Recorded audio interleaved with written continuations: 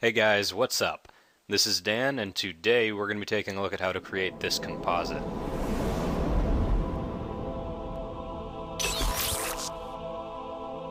Alright, let's get started. So we're going to take a look at how to track this footage now. And, this is the same footage I used in the composite. It's pretty simple footage, mostly, just a straight-on pan shot. Shouldn't be too tricky to track. So what we're going to do is we're just going to use the 3D camera tracker right inside of After Effects. Just drag it and drop it onto our footage, and you'll see it'll start analyzing in the background.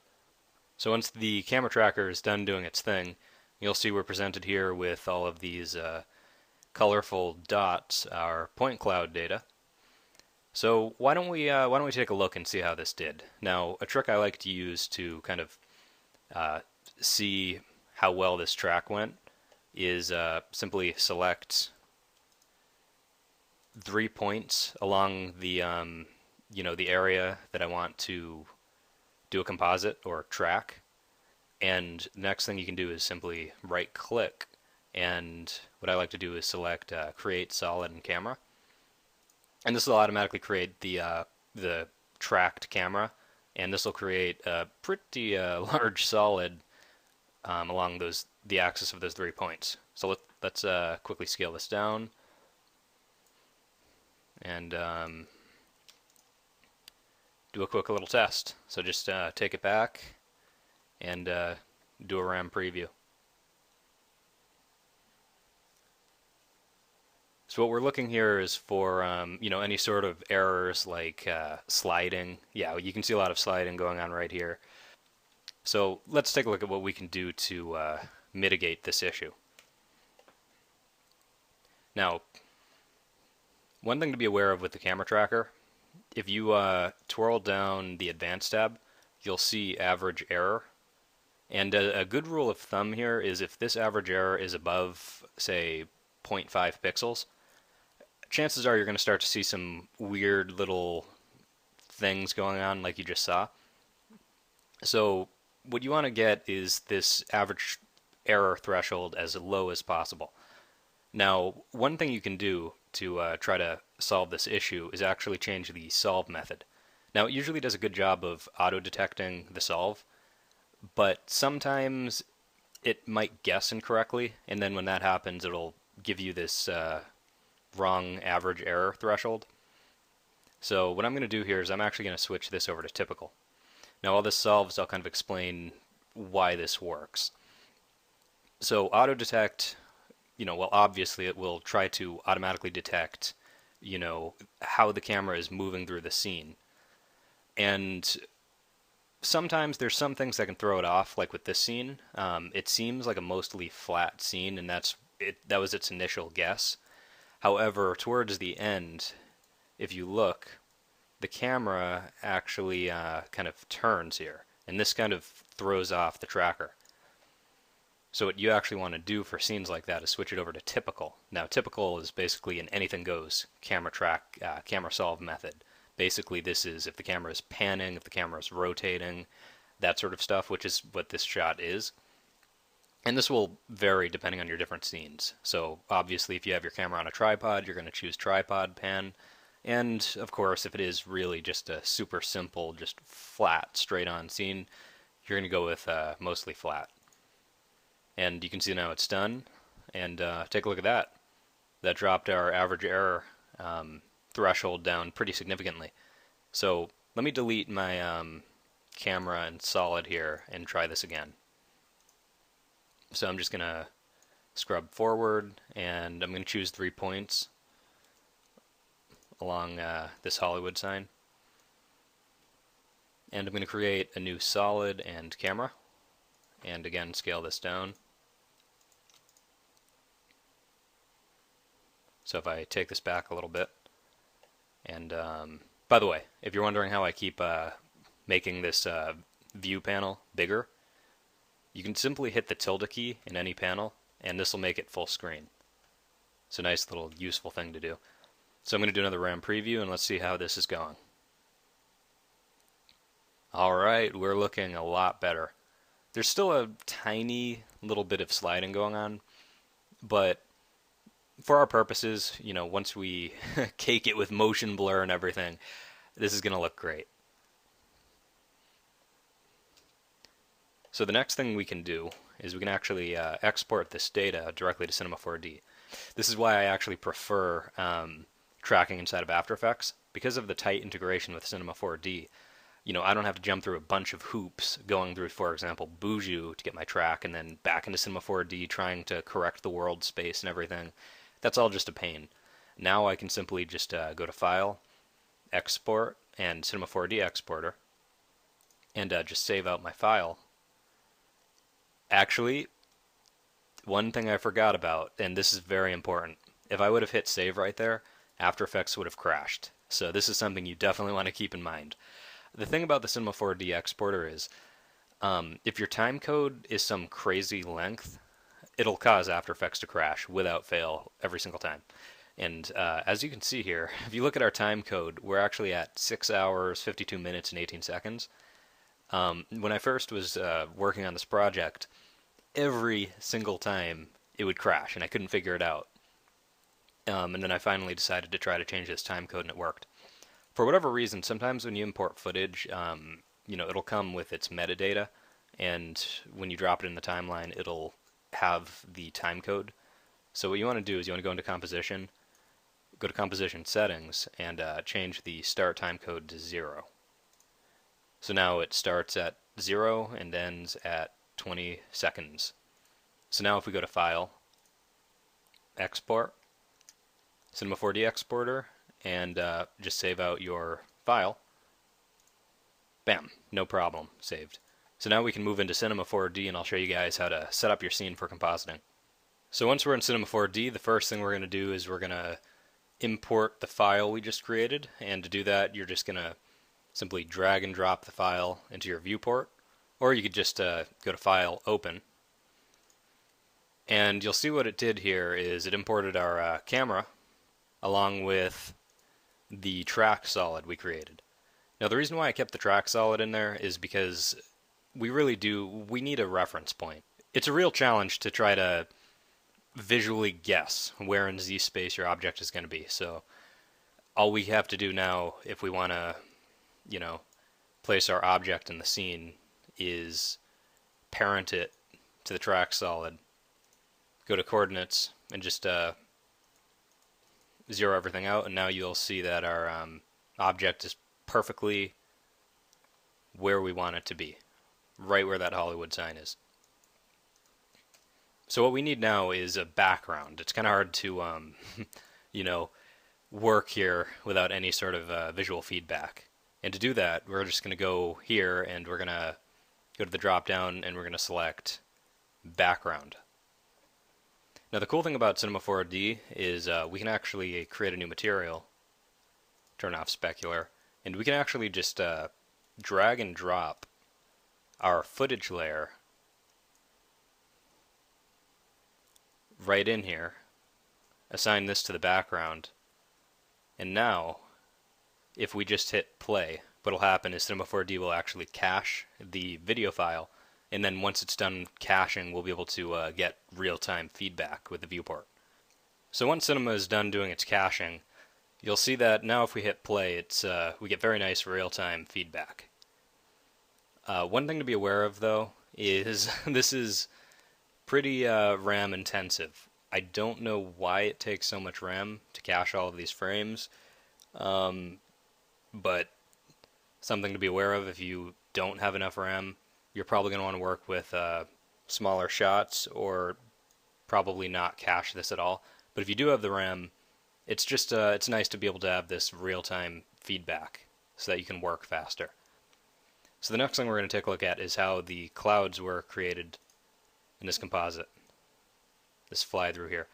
And the clouds were actually created using PyroCluster inside of Cinema 4D. And the cool thing about this technique is we actually don't even need to get into Espresso or thinking particles. We're going to use the matrix object to create the particles. What we're going to do is we're going to select our camera. And this is actually a pretty cool function. I didn't know you could do this before. If you open up the timeline, Let me drag it over here. And you go to, what is it, functions. You can actually select position track to spline, and then we can close this. And if I zoom out here, you can see that what Cinema has done is it actually created a spline along the path that this camera is moving. So what can we use this for? Well, what we can do is we can actually sweep geometry along this, and this is how we're going to create our cloud path. So if we go down here and we select a circle and a sweep NURBS and just drag these two right into the sweep, now you can see what's going on here. Let me turn on wireframe. So you can see that it created geometry along where the camera moves. And this can actually be used for a couple of cool things, not just clouds. I mean, you can use this technique for, you know, character animation to create splines or whatever. Maybe you want to do some kind of a cool, I don't know, like wavy sort of thing like in the iPod commercials. I don't know, there's a lot of things that you could use this technique for. Okay, so we don't want our clouds to be the entire length of the camera move. I'm thinking maybe around 200 frames or so would be good. So what we're actually going to do is we're going to go into the sweep NURBS, and we're going to go to caps, and we're going to just turn off caps for now. So what we're going to do is we're going to change the end growth, and we're just going to move this down.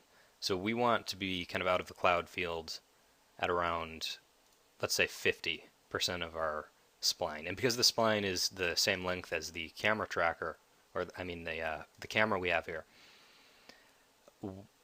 you know, this will be out of the cloud field at around, you know, halfway through the camera move.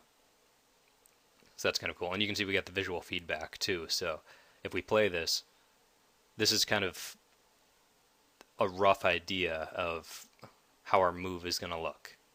Now it's going to be a little bit slower because of all of the additional geometry, but it gives you a, you know, pretty general idea. I think this might actually be a little bit too long, so I'm going to move it down. And why don't we change this to, I don't know, maybe, how about 40 or 35? We don't want it to be too long. So now we're moving, and we're out of the clouds pretty quickly, so now we can see our Hollywood sign. Okay, cool. So what do we do from here? Well, we're going to go to MoGraph, and let me see if I can remember how to do this. We're going to create a matrix object, and we're going to change the matrix object to object mode, and we're just going to toss the sweep NURBS right in there. And now you'll see it created all of these cubes here. Now these cubes don't render, they're not actual geometry. They're just kind of placeholders. And rather than, what we're going to do is, rather than having it generate matrices only, we're actually going to change the generate mode over to thinking particles. So now you can see, okay, it's lagging a little bit, but now you can see that it's actually created all of these particles. So the next thing we want is we're going to want an environment, and the environment is necessary for us to be able to render out the PyroCluster. And then we're going to go to Create, Shader, and we're going to select the volume tracer, and we're going to select the PyroCluster material. Next thing we're going to want to do is actually go to Simulate, Thinking Particles, and Thinking Particles Geometry. This is necessary for us to be able to render out our particles. Otherwise, nothing will show up. So the first thing we're going to do is we're going to just drag this PyroCluster material onto our particle geometry, and let's see what happens if we render. Nothing. Okay, so I believe we're going to need to drag... so what we need to do is we need to take our PyroCluster volume tracer and actually drop this onto the environment to get things to render. So now you will see we get this incredibly slow render. What can we do about this? Now, the reason why a lot of people tend to sort of shy away from PyroCluster is because it can be very, very slow, as you can see here. But there's quite a few things we can actually do to speed this up. Now the first thing we're going to do is we don't want this set to crispy. We're actually going to change this to user. And we, for now, to be able to test things, we're going to turn up the settings. And basically the higher these settings, the lower the quality and the faster it renders. And you'll see now, if I run a render, we're rendering significantly faster. But we can make this even faster. So it's looking pretty horrible right now. We're going to do something about that. Now if we go into our PyroCluster material, the first thing I want to do is I actually want to go to, let's see here, shape, and I want to be able to see a preview. So this will give me an idea of how our clouds are going to look. And right now they're kind of not too impressive. So I'm going to go into the matrix object and I'm going to change the distribution over to surface. So now this will actually give us a particle count that we can manipulate here. And if you don't see your thinking particles update, what you need to do is you just need to move a frame and you'll see it'll update. So I'm going to go with, to start, let's say 200 particles along the surface. How about 500? Okay, so now if I render again, and the thing is, if we're not going to be directly seeing the particles, there isn't really much of a need to have all of this extra stuff rendering. We only need what's going to be in front of the camera to be rendering, so we can actually take this particle count, down quite a bit. And instead of having more particles, what we're going to do is we're actually going to go to shape, and we're just going to increase this. And you can see this is way too big. We don't want 500. Maybe let's see how 200 looks. Yeah, okay, that's pretty good. I'm going to turn off the background for now because we're not working with it, just to speed things up. Okay, yeah, I think that's okay looking. Let's see what happens if we render. Well, it still looks pretty bad, but we'll get there. What we're going to do is we're going to go down to illumination, and we're just going to change this mode to ray angle. And this will give it more of a shaded look rather than just flat. So now we've got this, and it's still pretty ugly, but we can do this. I'm going to turn up the self-illumination a little bit, and the trans illumination. Go to the shadow. Now you got to be careful here because if you turn on every setting, there is a chance you're going to take a pretty significant render hit. So just decide what you need. Now, because of the way we're moving through these clouds, we're going to have motion blur and everything, and the clouds aren't even really the focal point. So we can actually get away with a lot here. We don't need to have super photorealistic clouds. As long as it looks good, it is good. So what I'm going to do is I'm actually going to use self-shadowing. And maybe I'm going to turn up the ambient to kind of a bluish color. And let's see how that looks so far. Okay, we're looking a little bit closer. The next thing we want to do is probably drop some lights in. You can see our little tunnel here, our cloud tunnel. So I'm going to create a null object followed by an infinite light, and I'm just going to create a target, and we're just going to drop the null object right into the target. So now we can position our infinite light. The thing I noticed about the clouds is it's kind of weird how they pick up illumination. So if I try to move this, if we look at our footage again, it looks like the sun is kind of coming from the left side down. So what you would think you would do is you would just take your light and just position this kind of on the left side a little bit. And let's see what happens if we render. Let me move back here.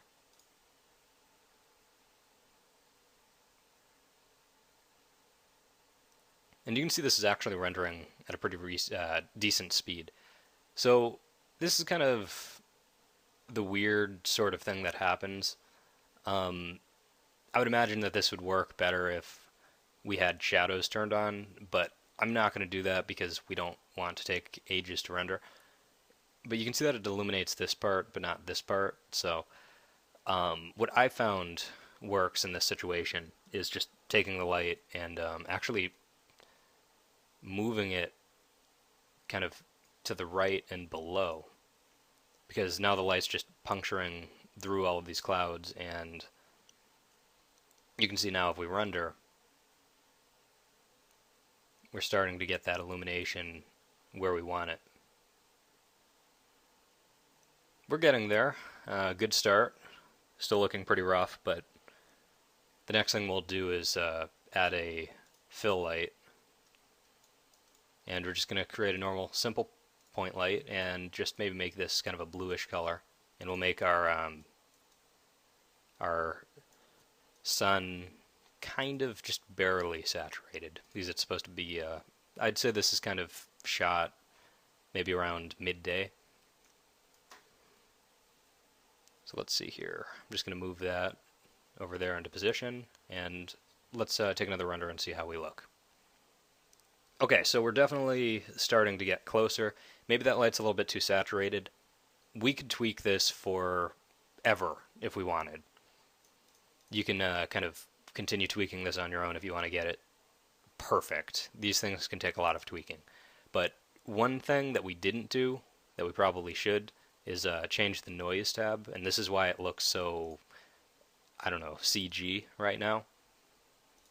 So the first thing we're going to do is we're just going to crank up the detail, and I think we can probably leave it at turbulence. You can fool around with these and see if you find anything you like. I think, let's see here.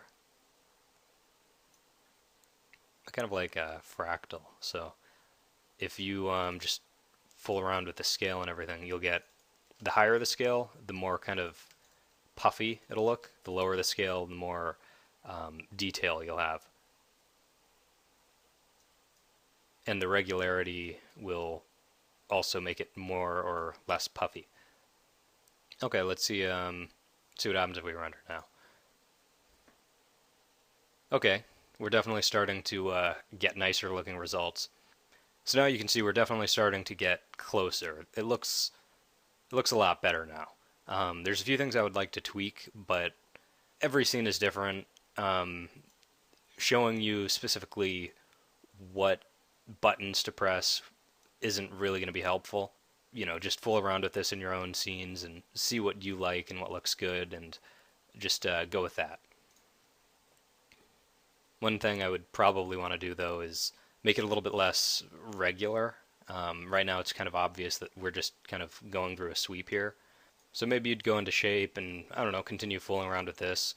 I kind of like having bigger clouds, but then taking my particle count and just dropping this significantly. Maybe a little bit too big, or maybe I just need to drop the particle count even more.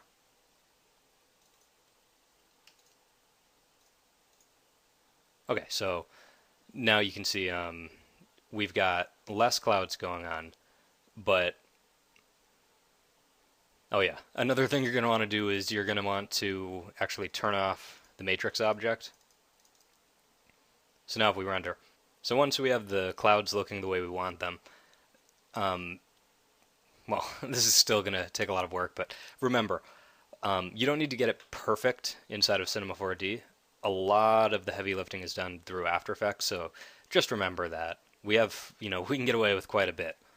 So once we have our clouds, I'm actually going to break this up into a couple of different parts. That's how I like to do it, rather than rendering everything in one go. I'm actually using a mix between the default Cinema 4D renderer and V-Ray for this project. So I'm going to render these in 2 separate passes. And what I'm going to do is I'm just going to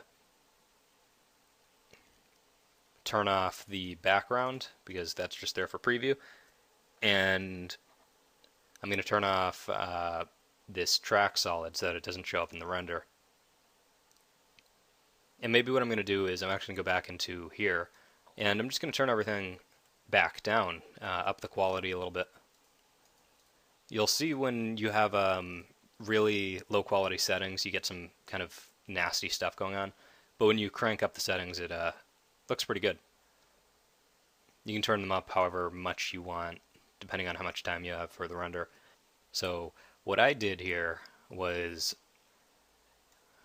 I just saved these out as a PNG sequence, 16-bit, and I rendered these out with an alpha channel, straight alpha, and just hit render and let that thing go, and when it's done, you'll have your clouds. So now I'm going to show you guys how I went about creating this Hollywood sign replacement. So the first thing to be aware of, and a very important concept to understand in general, whenever you're doing any sort of really any visual work, but mostly VFX work or CG related stuff, is how far your subject is going to be from the camera. Now, if the subject your camera's focusing on is really, really close up, you're going to want something really high detailed with, like 4K textures and displacement and all kinds of nice stuff, and you're going to want to make sure your modeling is really nice. However, on the opposite side, if your object is far away from the camera, you can get away with a lot. You can cut corners, you can make it look sloppy, and that, because it's so far away from the camera, no one will ever notice, and it'll, to them it'll look great. It'll look like you spent just as much time on that as you spent maybe on a asset that's super close to the camera. Let me show you what I mean. So for example, this kind of scaffolding sort of structure here that's holding up the letters. If I zoom in here, you'll see that this is really just a series of cloners cloning cubes, and you can see that these are kind of grossly intersecting each other, and it's just kind of sloppy. But from a distance, you can't tell. It looks great from a distance. Looks like I actually put some time into that.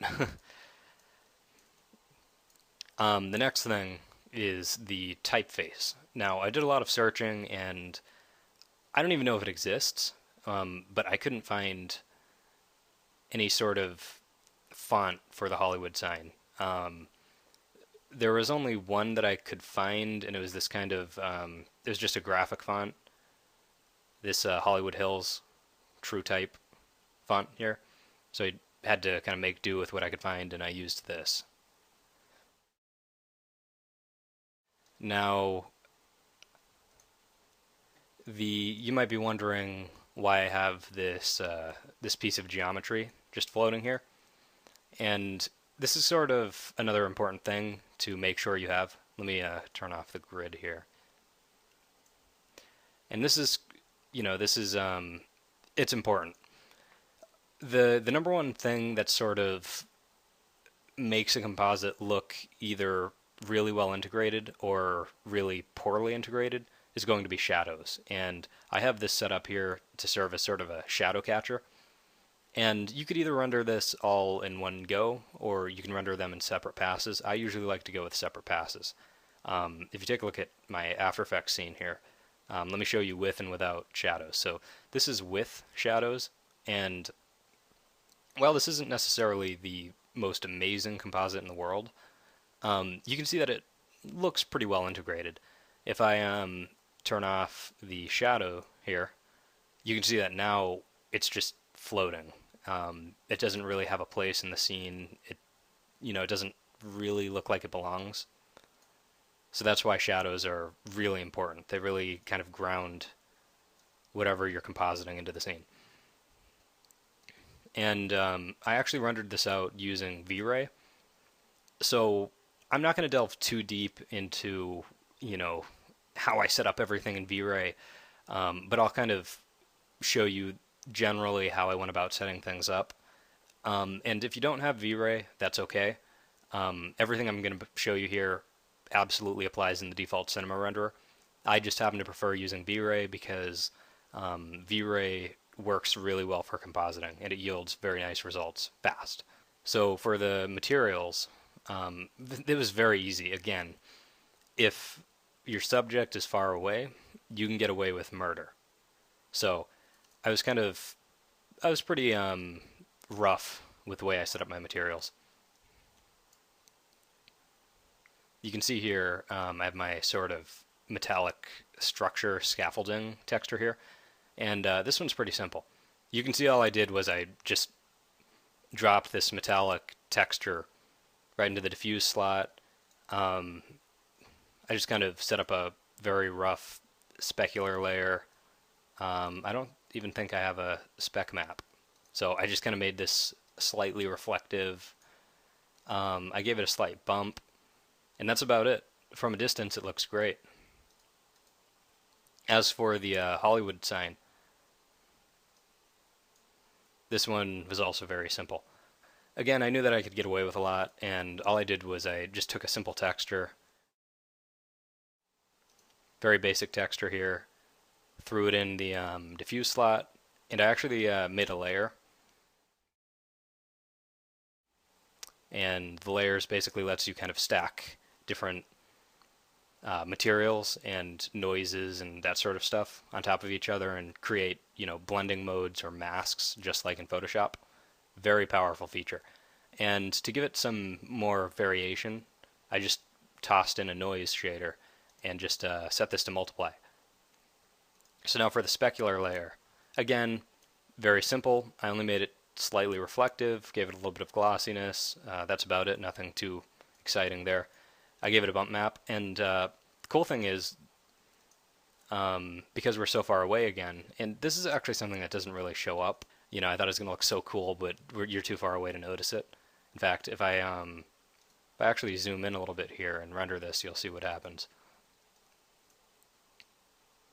Now in the bump map, I created this kind of pattern, sort of. Let me look at the side here. Okay, so you can see it now. If you look at some photos of the actual Hollywood sign, you'll see that it's made of this kind of material that has these sort of ridges in them. And to simulate that in V-Ray, I just threw a gradient in the bump channel, and I just made it black and white on either side.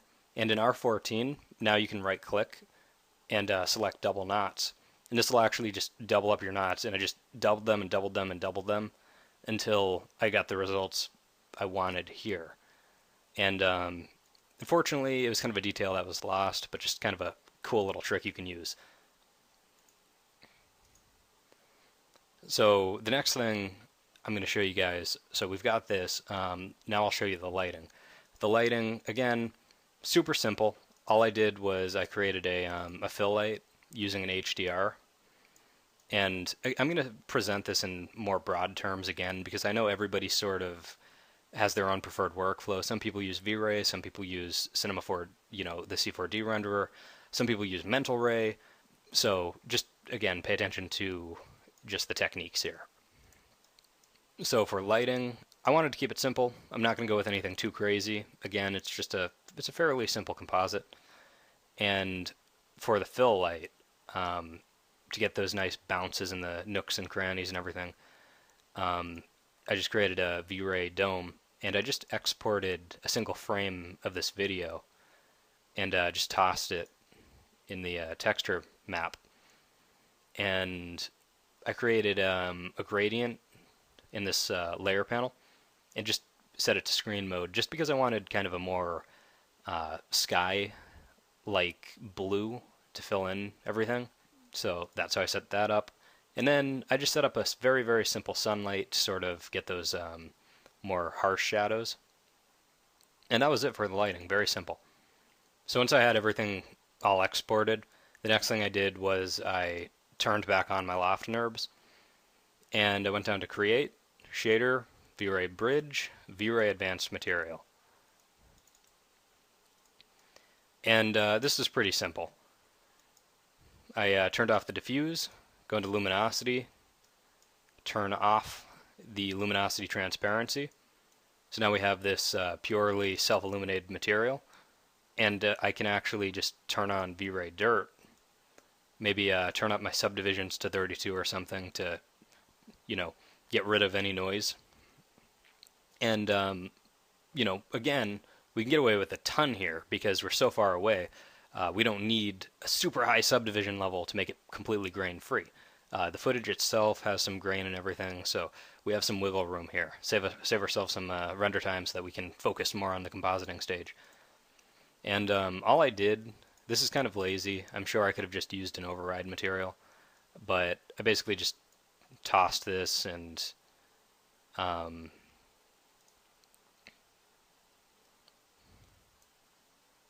replaced all of my materials. So now if I render, you can see now what's happening is it's just rendering purely an ambient occlusion pass. And this is what I'm talking about. This is why it's nice to have this shadow catcher. And it's important to have the shadow catcher sort of roughly aligned with the general sort of scene you're working with, because you want the shadows to obviously match up. So in this case, we're working with a sort of mountain hill thing, and it's kind of rough. You can get away with a lot again because we're far away, and just roughly matching up with this hill, and now we've got our shadowing going on. So what I did here was, after I had this set up, I just exported this as its own separate pass, and that was that. Now we get to move into the compositing. So back in After Effects, you can see the final composite here, and I guess the first thing I'll show you guys is how I went about removing the Hollywood sign. And this, I was actually a little bit lazy about this. I probably could have done this all in After Effects, but I recently discovered the mystical, magical, amazing content-aware fill inside of Photoshop. So what I did was I just exported this frame from After Effects and took this into Photoshop. And, I got a little bit lazy. Took the lasso tool, just lassoed around this. Right-click, fill, content aware, and looking pretty good, because we're going to have this replaced. You're not going to see some of this weird stuff. If you want to get, really, if you want to be a perfectionist and get this as close as possible, to whatever your idea of perfection is, by all means, feel free to get the clone stamp and really clean this up. But for our purposes, this works just fine. And that saves so much time as opposed to having to go in and do everything manually inside of After Effects. So the next thing I did was, if I can check this out. Bear with me. It's been a while since I went through this composite. So if I go into this comp here, this is our original comp. I want this one. And if I turn everything off, you can see it here. So what I did was I made these layers. Let me go in here. Okay. So you can see what I did here was I just took my camera and just imported these layers into their own comp here. And I just masked out the parts I wanted. And I just kind of positioned them in the right area. And I just let the 3D tracking do its thing. And you can see that worked out quite nice. Now, the reason why I actually have 2 of these here is because of the way the scene works. On a kind of hazy day like this, when you're far away from an object, it tends to be more hazy. And see how it's a little bit more blue here? So it's blue and kind of hazy because we're farther away. And then when you get closer, you can see how it becomes less hazy. So the problem here was if I had left it as is and just took one, kind of stuck it there, and let the tracker do its thing, you can see looks great from a distance, but as I get close, we still have that color cast, and that doesn't work out too well. And it's very, very obvious what we did there. So what I did, very, very simple solution. All I did was I blended between the two layers over time, so as the camera gets closer, we get that sort of shift, and it looks properly composited. This this first layer, this is just the raw image, and the second layer with the base layer that you see in the beginning here, this one just has some basic color correction applied. I used a mosaic to make it more pixelated and blurry and blend in better. I used a fast blur to do the same thing. Levels, this is kind of a cool compositing trick you can do. If you want to match something with your background, what you can do is you can go down here and you can switch the channels to red, green, and blue. And in your levels, you can switch between red, green, and blue also, and just shift the levels around until in all three channels, the gray scale values all match up. Oops. And when they all match up, when you go back into RGB, bam, everything looks good. Sometimes what'll happen when you do this trick though, is it'll actually become a little bit too saturated. So what I did was I just took a tint and just applied that to sort of drop the saturation a small bit. So that was kind of the big thing, most important part. The next thing, the compositing itself of the sign, it was pretty straightforward. I just took my footage along with my shadow layer that we rendered out separate. You can see it here. And basically just placed it in here. I did some color correction again to make it match up with the background. Some levels using the same trick I showed you before. I used this edge blur easy. This is a red giant effect, and this is basically just to kind of soften up the edges a little bit. What tends to happen with CG, and another thing that kind of is a giveaway, is when your CG is too crisp. When the CG is crisp and your footage is, really pixelated and blurry or whatever, that gives it away.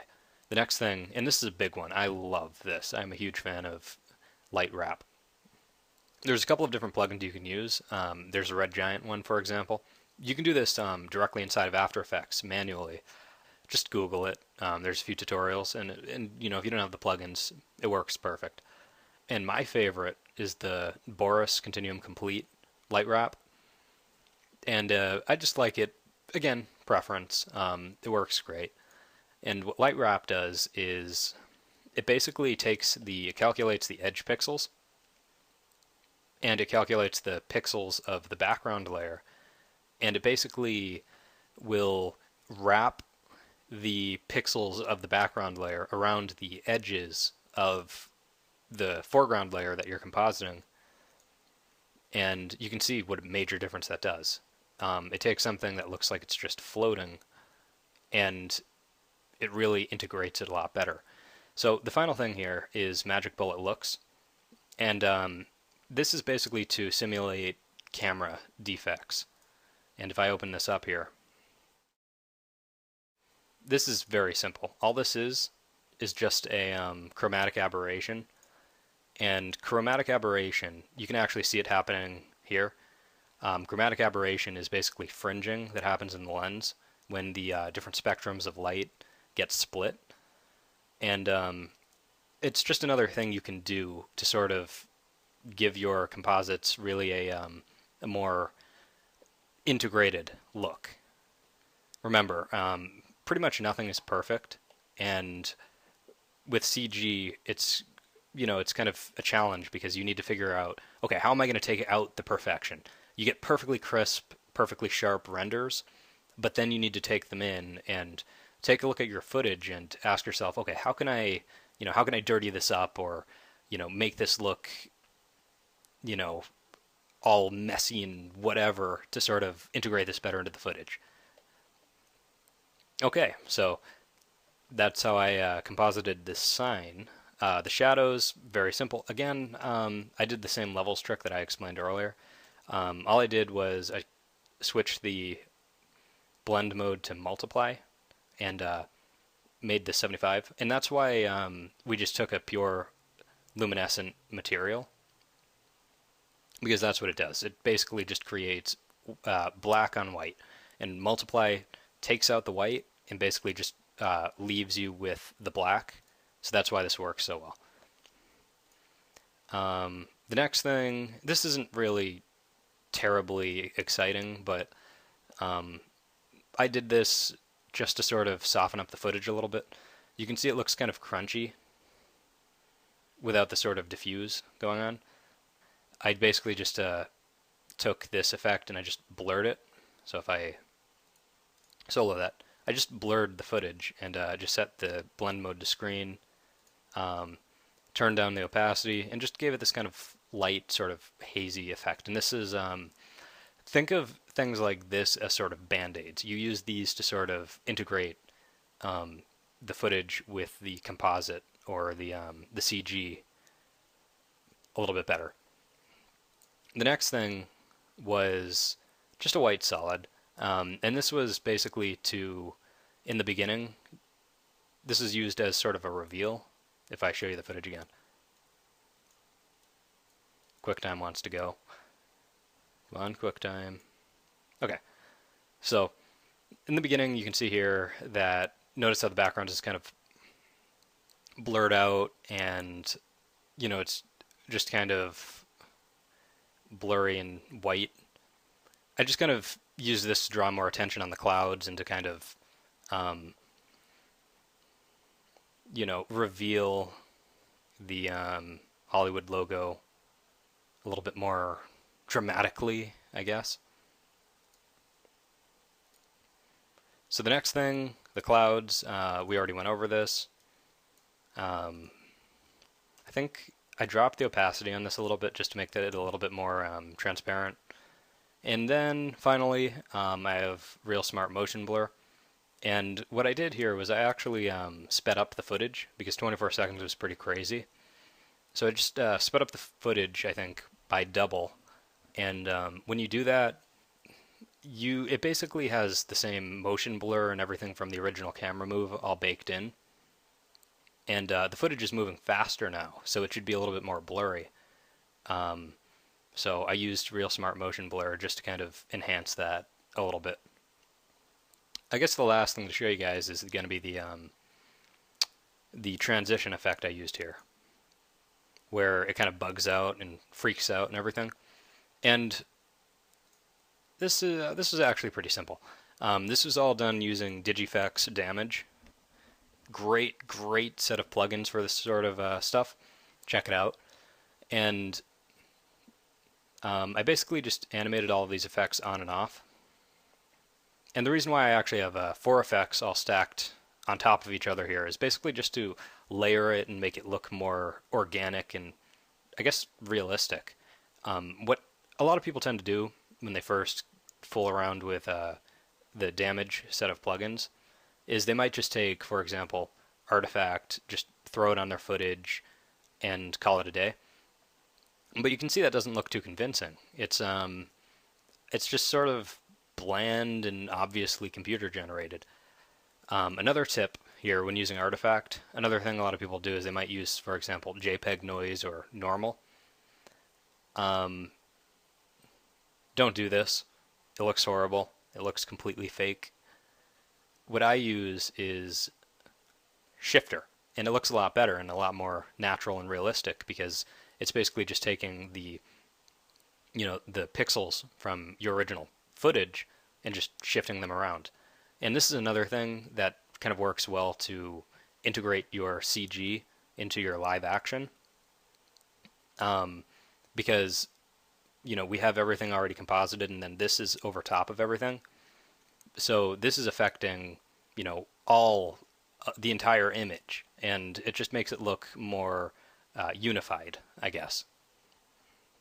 So The trick here to achieve a convincing looking transition effect with the damaged set of plugins is not to use just artifact by itself or skew or whatever, but to layer them. So what I did here was I started with Digifect skew, and this basically just gives you this kind of liney sort of effect here. And then I layered that with artifact. So now we're starting to get something a little bit more organic. So now you can see we're getting all kinds of tiny little micro imperfections that really kind of sell the effect a little bit better. And then further, to further make this look a little bit more organic, I guess, I used destabilize, and this basically just creates kind of another chromatic aberration effect and just sort of gives it a little bit of a wiggle and shakes the footage a little bit. And by stacking this on top of these two, now it sort of blends the two even better. You can see how we're getting this chromatic aberration going on, on the pixels that are being shifted and everything. And then finally, to really just, I suppose the icing on the cake is going to be the overexpose effect. And what this does, kind of self-explanatory, this kind of will blur the footage a little bit, overexpose it, just kind of dirty it up a little bit, and this makes everything kind of, one nice package, and it looks good. The animation itself, very simple. I just took a couple of, I basically just keyframed the source blend on these effects, turned it on quickly, turned it back off. That's about it. So, is there anything else I need to show you guys here? No, I guess that's about it. So, this has been this has been a fairly long tutorial. If you made it through the entire thing, thanks for watching, and by all means, definitely subscribe, and if you have any questions, drop them in the comment section below. And I guess that's all. See ya.